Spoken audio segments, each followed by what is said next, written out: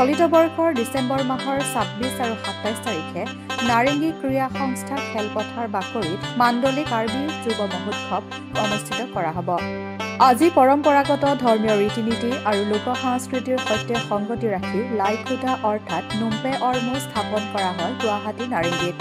উক্ত অনুষ্ঠানত উপস্থিত থাকে কামৰূপ কাৰ্বি সাংস্কৃতিক সমাজৰ সভাপতি সম্পাদক তথা উদযাপন কমিটিৰ সভাপতি সম্পাদক প্ৰমুখ মহিলা সমাজ। কাৰ্বি সমাজৰ সাংস্কৃতিক ক্ষেত্ৰখনক আগবঢ়াই নিবলৈ কামৰূপ কাৰ্বি সাংস্কৃতিক সমাজে এই মহোৎসৱৰ আয়োজন কৰিছে। মহোৎসৱত কামৰূপ মহানগৰ আৰু গ্ৰাম্য জিলাত বসবাস কৰা কাৰ্বিসকলৰ ধৰ্মীয় ৰীতি-নীতি, জাতীয় সাজপাৰ ইত্যাদিৰ প্ৰদৰ্শনীৰ ব্যৱস্থাৰ লগতে লোকনৃত্য, লোকগীত, লোকবাদ্য, পৰম্পৰাগত খাদ্য ব্যঞ্জন ইত্যাদিৰ প্ৰতিযোগিতাও অনুষ্ঠিত কৰা হ'ব।